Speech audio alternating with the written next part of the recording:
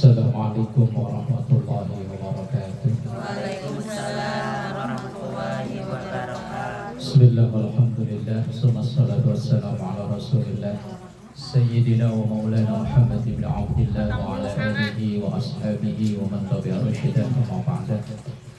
Ila hadratin Nabiul Mustafa Muhammadin sallallahu alaihi wasallam wa ala alihi wa ashabihi wa azwajihi wa dhurriyyatihi wa ahli baitihi karam wa jami'u ummatihi minal muslimina wal muslimat wal mu'minina wal mu'minat ayyama kanu khususun alifatan kitab Syekh Fadil Muhammad Rasulullah syurillahi lahum al-fatihah. A'udzu billahi minasy syaithanir rajim. Bismillahirrahmanirrahim. Alhamdulillahi rabbil alamin arrahmanir rahim maliki yaumiddin. Iyyaka na'budu wa iyyaka nasta'in ihdinas siratal mustaqim siratal ladzina an'amta 'alaihim ghairil maghdubi 'alaihim waladdallin. Bismillahirrahmanirrahim. Qala Syekhul Mu'allif rahimahullahu ta'ala wa nafa'ana bihi wa bi 'ulumihi fid dharain amin. 49 ya. Babun arkanul haji sittatun. Bab arkanul haji, beberapa rukun haji. Ada sedikit berbeda dalam ibadah haji dengan ibadah yang lainnya dalam masalah rukun. Kalau dalam sholat, rukun sholat dan wajib sholat itu sama. Dalam puasa ya begitu, rukunnya puasa dan wajibnya puasa ya sama. Tapi haji, antara rukun haji dan wajib haji itu berbeda. Kalau rukun, kalau tertinggal salah satunya maka hajinya tidak sah. Tapi kalau pulang ke Indonesia tetap dipanggil Bu Haji dan biar hajinya nggak sah. Yang penting udah kesono aja, beri di sono rebahan, nggak keluar-keluar juga tetap pulang dipanggil Bu Haji. Zaman kan Rokib Atit nggak bisa dibohongin ya. Lah kalau wajib haji, kalau tertinggal atau tidak sah maka hajinya tetap sah. Tapi nanti wajib membayar dam.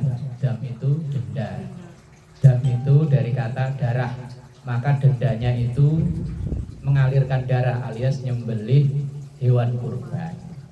Itu bedanya rukun haji dan wajib haji. Kalau ibadah-ibadah yang lain antara rukun dan wajib itu sama. Arkanul haji, beberapa rukun haji sittatun itu 6. Yang pertama niyatul ihrami bihi, niat ihram. Ketika mulai diwajibkan memakai baju ihram dan larangan-larangan ihram. Ihram itu artinya mengharamkan sesuatu yang awalnya sebelum memakai baju ihram itu halal, ketika pakai baju ihram berubah menjadi haram. Sama kayak takbiratul ihram, takbir yang mengharamkan. Sesuatu yang halal begitu dia takbir, maka yang halal itu berubah menjadi haram. Makan, minum halal itu halal, tapi begitu Allahu Akbar baca Fatihah kok seret, kemudian ngambil minum, ngomong halal ya, ngomong halal, tapi begitu takbiratul ihram berubah menjadi haram. Kemudian kalau dalam haji memakai minyak wangi, itu justru kan ya dianjurkan ya, apalagi mau kumpul banyak orang masuk baunya sedap. Tapi begitu pakai baju ihram kan menjadi terlarang. Kemudian yang lain banyak nanti di belakang itu ada. Artinya ihram itu sesuatu yang dulunya halal, ketika dia memulai ihram ada banyak hal yang diharamkan, potong kuku, potong rambut haram. Tapi nanti sudah tahallul artinya menghalalkan kembali. Yang dulunya diharamkan setelah tahallul berubah menjadi halal. Kalau dalam sholat mulai pengharaman itu takbiratul ihram, ketika salam itu artinya kan bebas, berarti sudah diperbolehkan lagi. Nah Lah niat itu nanti yang mempengaruhi. Walaupun dia sudah memakai baju ihram, udah muter-muter Ka'bah, udah sa'i macam-macam, tapi kalau belum niat, ya nggak sah. Waktunya dibatasi. Kalau umroh bisa diulang lagi, tapi kalau haji, ya ngulangin ntar. Tahun depan tahu kapan. Yang mau dipanggil haji. Ya, penting pokoknya pulang dipanggil Bu Haji, dipanggil Pak Haji. Mau sah mau enggak kan pulangnya tetap haji. Cuman kan catatan di malaikat Raqib Atid kan nggak ada. Namanya belum berubah. Justru nama haji itu saya pernah nanya-nanya. Panggilan haji itu kan hanya ada di Indonesia. Dan pertama konon ya, saya nyari itu ternyata dulu ketika masih dijajah Belanda. Lah untuk nyiriin umat Islam yang sudah haji itu maka ditandai namanya ditambahin haji. Karena orang-orang yang sudah haji itu dicurigai oleh pemerintah Belanda nanti jadi orang-orang yang ngajak orang-orang untuk melawan Belanda. Nah, makanya diciriin Haji Ono orangnya yang orang bergelar haji pokoknya hidupnya diawasi terus sama mata-mata Belanda. Nah untuk nyiriin karena rata-rata dulu orang yang pulang dari haji itu memang ngajak rakyat untuk ngelawan Belanda. Kayak yang di Sumatera Barat itu siapa? Yang di duit gocengnya? Oh, bukan Patimura Mas Rabu, Imam Bonjol itu dan kawan-kawan mulai mengadakan perlawanan ke Belanda. Itu kan setelah beliau pulang dari ibadah haji. Nah maka orang-orang Indonesia yang pulang haji dicatetin, diciriin, di hidupnya diawasi. Dulu. Lah kalau sekarang buat pantes-pantesan. Kalau undangan namanya ada depannya H. Kalau perempuan haji. Yang pertama, yang kedua wal wuqufu bi Arafah, wukuf di Arafah. Ini puncak ibadah hajinya ya ini. Kalau ibarat sholat itu sujudnya. Puncaknya maka dalam hadis al-hajju Arafah. Haji itu ya Arafah. Karena inti dari ibadah haji ya di Arafah itu. Maka yang sakit, yang bengek, yang apa pokoknya semuanya dibawa ke sana. Wes mau kuat mau gak kuat gotong aja di sana. Karena kalau tidak di sana ya gak sah haji. Wukuf di Arafah tanggal 9 Dzulhijjah. Yang di sana melaksanakan wukuf, yang di sini puasa sunnah. Cuman kadang puasa Arafah itu abot, apalagi panitia kurban. Pagi pada sahur, pada puasa, begitu siang-siangan dikit melipir. Apalagi ada yang nawarin sirup, pada bikin persiapan motong kurban. Puasa sunnah. Puasa sunnah kalau memang mampu dari tanggal 1 Dzulhijjah, hari Rebu. Kalau nggak mampu ya 8, 9. Kalau nggak mampu ya wis 9-nya. Ya terserah om, namanya ibadah sunnah. Ya niatin aja ganti Ramadan. Niatin kodok, yang belum kodok niatin kodok. Karena kalau kita melaksanakan ibadah yang aturannya sama, kita melaksanakan yang derajatnya lebih tinggi, maka yang bawah akan ke bawah. Umpama kodok ngambilnya Senin sama Kamis, nah, maka puasa Senin puasa Kamis otomatis ke bawah. Sama kayak orang masuk ke dalam masjid, ada syukur wudhu, ada tahiyatul masjid. Nah, maka ketika dia niat tahiyatul masjid, maka yang lain ikut ke bawah. Walaupun melaksanakannya cuma satu ibadah. Sama kayak puasa ya begitu. Misalnya nanti Rebu ibu puasa, tapi niatnya kodok puasa. Karena bertepatan dengan 1 Dzulhijjah, maka terhitung yo. Walaupun yang kita laksanakan 1, tapi Dzulhijjahnya ke bawah. Ya kalau yang masih punya utang puasa, ketika puasa sunnah niatin kodoknya saja, otomatis yang sunnah ke bawah.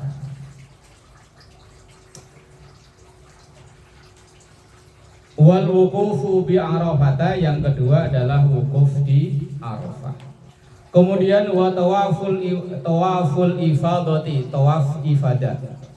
Tawaf itu kan ada macam-macam ya.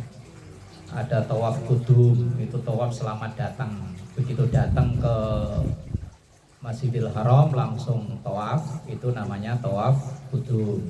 Kalau tawaf yang dalam rukun haji, yang wajib, yang pokoknya harus dikerjakan ya tawaf ibadah itu.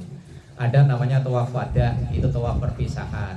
Ketika mau pulang, kalau yang kloter belakangan biasanya sebelum pindah ke Madinah. Dan kalau yang kloter awal ya dari Makkah kan langsung pulang. Nah itu tawaf namanya tawaf wada. Ada tawaf sunnah, kapan-kapan boleh. Habis jalan-jalan belok muter 7 kali tawaf sunnah. Atau tawaf nadar. Misalnya pura punya barang hilang. Waktu di sono begitu nanti kalau HP saya ketemu saya mau tawaf. Nah, tawafnya itu menjadi tawaf nadar. Nah, tawaf nadar itu bisa berubah hukum menjadi wajib kalau dinazarkan, sama kayak kurban. Ya. Biasanya kalau menjelang kurban ini orang WA, orang nanya banyak banget. Nanti pertanyaannya sama persis sama tahun kemarin. Pertanyaannya sama persis. Wasa'yu dan sa'i. Napak tilas perjalanan hajar, lari dari Sofa ke Marwah. Kalau sekarang tempatnya enak adem ya, dulu kayak apa ya? Pasir, panas langsung, pelaku muter sambil harap-harap cemas nyari air. Memang kalau kita jalan di tempat panas, kalau di aspal itu kan kayak ada air gitu ya. Iya. Kalau orang Jawa namanya ndok amun-amun. Kalau orang sini apa namanya? Fata Morgana. Kayaknya jauh kayak ada air, begitu disamperin nggak ada. Nah itu dulu yang dialami oleh Siti Hajar kan kayak gitu. Dari Sofa kulitnya air, disamperin nggak ada. Sono ada kayaknya. Balik lagi muter. Kemudian wal halku, nyukur rambut alias tahallul, berarti udah selesai ibadahnya. Cuman gitu tok ya, bayarnya puluhan juta ya. Sampai ratusan ya kan, cuman ihram, wukuf, tawaf, sa'i, tahallul, selesai.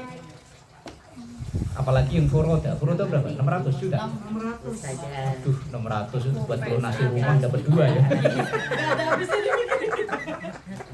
600 juta. Kalau di reguler 60 ya. 60 apa berapa? Sekarang. Yang sekarang loh. 60. Itu cuman ihram, niat ihram, wukuf, wukuf, tawaf, sa'i, selesai. Itu yang rukunnya. Rukun ini kalau tertinggal maka hajinya tidak sah, atau dilaksanakan tapi tidak sah pelaksanaannya. Misalnya ketika tawaf, lah tawaf itu kan wajibnya seperti orang sholat, harus dalam keadaan suci. Lah misalnya udah kentut bolak balik masih lanjut. Karena nggak tahu, mungkin nggak pernah ngaji, kemudian ketika bimbingan manasik nggak pernah hadir, wes pokoknya jamnya berangkat, tapi tenang aja, balik ke Indonesia tetap dipanggil haji, aman. Awit taksiru, atau memendekkan rambut. Kalau halku itu motong habis, tapi kalau taksir itu hanya dipotong sekenanya. Wa tartibu mu'dhamil arkan, dan melaksananya urut dengan urutan rukun yang ada itu tadi. Enggak boleh diacak-acak. Oh saya ketinggalan ini dulu lah, ntar nyusul yang lain, enggak bisa. Wa hadhil arkanus sittatu, dan rukun-rukun yang 6 ini, 6 kan, niat, wukuf, tawaf, sa'i, tahallul. Dah 6. Tertib nomor 6-nya. Kemudian wa hadhil arkanus sittatu, rukun-rukun yang 6 ini. Waalaikumsalam. Gantinya ini apa? Baru pulang ini, bentar lagi pi. Mama Rafi pas terakhir bawa es gitu. Arkanun lil umrati adalah rukun-rukun umrah. Illal wukuf, kecuali wukuf. Jadi yang bedain umroh dan haji cuma wukufnya tok. Kalau umroh nggak ada wukuf, kalau haji ada wukuf. Illal wukufa bi Arafata, kecuali wukuf di Arafah. Selain itu ya sama persis. Wajibu dan wajib fiha, di dalam rukun-rukun itu tartibu jami'i arkaniha, urut. Tartib itu urut dari semua rukun-rukun yang disebutkan tadi. Nggak boleh diacak-acak. Saya yang ini dulu lah, ntar yang lain nyusul, masih sesek di sono, ntar nunggu longgar, oh ya nggak bakal longgar-longgar, ya nggak bakal longgar-longgar sampai kelar. Ya kecuali kalau Ka'bah itu buka cabang gitu ya. Ya deket aja.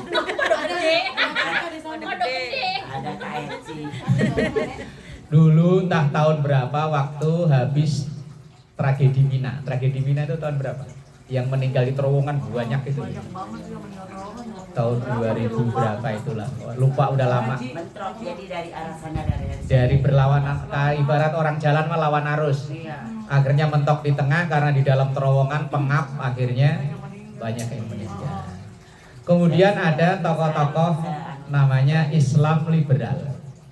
Itu membuat statement, membuat narasi agar tidak terjadi tragedi kayak seperti itu tadi. Bagaimana kalau seandainya Ka'bah itu buka cabang? Kan yang disembah cuma Allahnya, sama aja kan? Yang ngapain harus jauh-jauh ke sono? Wong Ka'bah ya cuma batu kotak. Pokoknya dibikin persis lah, pokoknya ukurannya sama, bikin kayak di sini di Harapan Indah atau di mana gitu. Di Transera. Biar gak usah ngantri. Itu pemikiran orang liberal. Ada lagi dulu yang unik. Ini udah lama juga kasusnya. Ketika mereka mengadakan survei bahwa umat Islam yang usia produktif di Indonesia ini rata-rata mayoritas nggak puasa. Yang usia produktif, usia kerja, itu rata-rata kalau dihitung persentase lebih banyak yang tidak puasa. Kita lihat aja, tanggal 1 sampai tanggal 2 sih masih Islami semua lah. Begitu tanggal 3 coba lapangan Taman HM itu ketoprak udah buka, soto udah buka. Itu mah saya yakin yang makan ya orang Islam ayo. Orang Islam, orangnya ireng-ireng Islam lah ya. Lah kemudian mereka membuat kesimpulan bagaimana seandainya kalau aturan puasa itu dibalik. Iya, sahurnya maghrib, bukanya subuh. Kalau dihitung sama-sama 14 jam ini. Iya. Enak lah bagi yang kerja keras, kerja berat kan.